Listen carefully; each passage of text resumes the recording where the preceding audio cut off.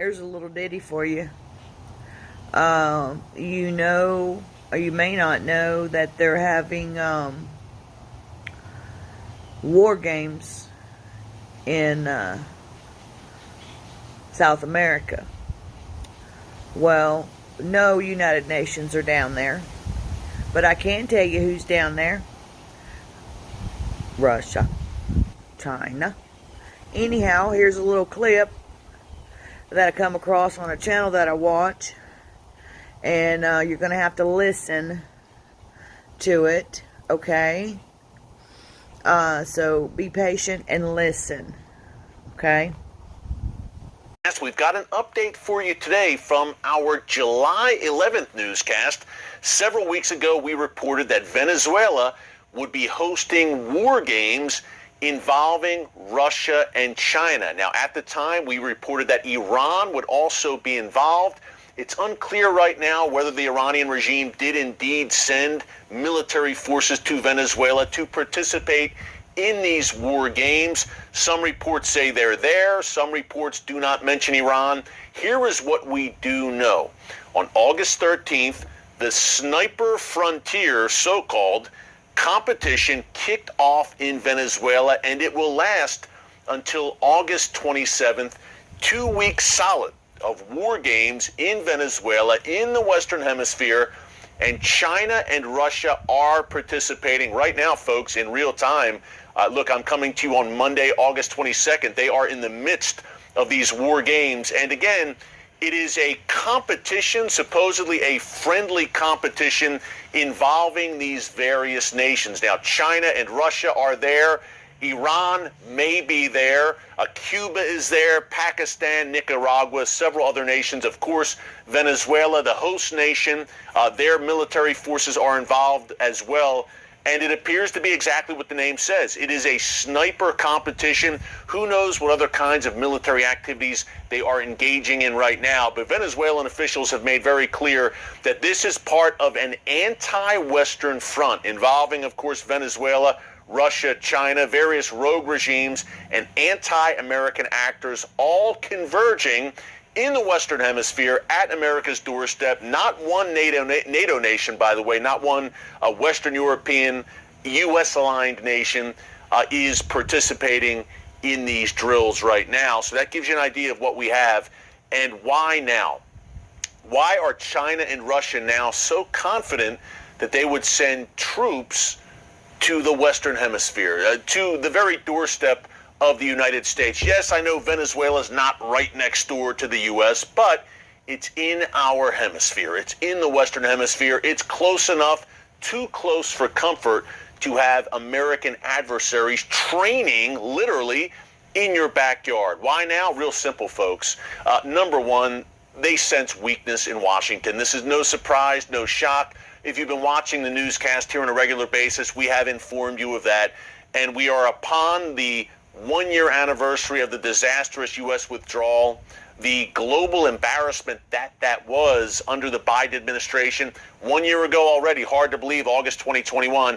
And that was the message that was sent to the likes of China, Russia, Iran, North Korea. The message that America was weakened, there was weakness in the White House, and so you're going to see boldness now on the part of America's adversaries. This is not rocket science.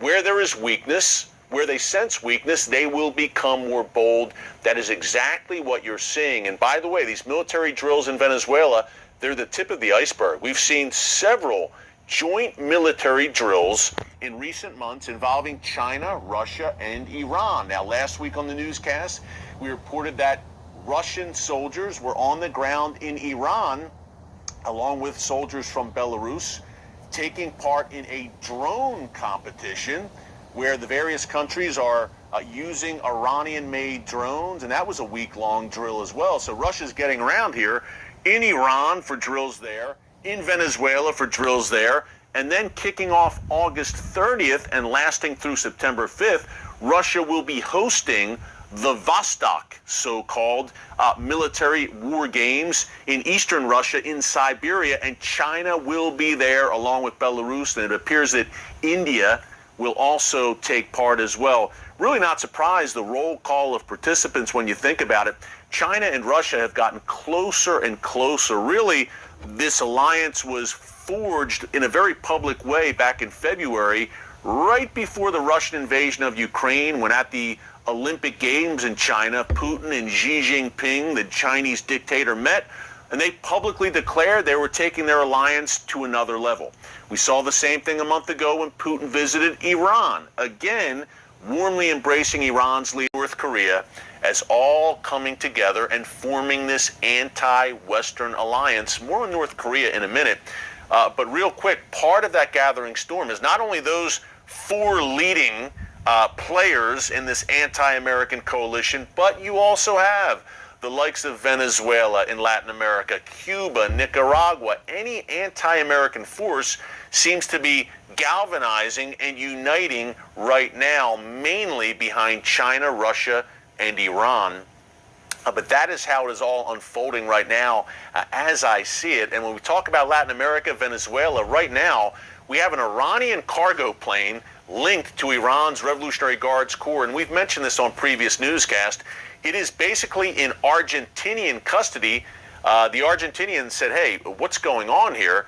This plane was en route to Venezuela from Iran, a cargo plane with Revolutionary Guards Corps members and who knows what else on this cargo plane, illicit weapons perhaps. I've said, you know, if Venezuela continues to forge these alliances with America's enemies, could we see another Cuban Missile Crisis type scenario? I don't think that's crazy to consider if Venezuela is rolling out the red carpet for China, Russia, and Iran in America's doorstep. So we're keeping a very close eye on that. Speaking of military drills, as we wrap up, the United States and South Korea are also kicking off their largest joint military drills in years right now, preparing to combat the North Korea nuclear threat. A lot of times we talk, you know, Iran, China, Russia, Middle East, of course, and sometimes North Korea is forgotten, but still a very, very serious threat, no doubt. The very, let's say, unpredictable regime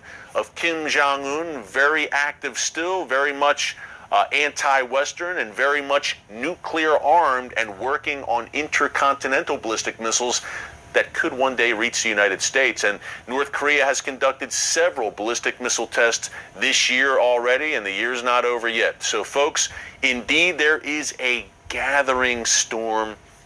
Winston Churchill, one of my heroes, talked about the gathering storm posed by Nazi Germany and its allies back in the 1930s, early 1940s.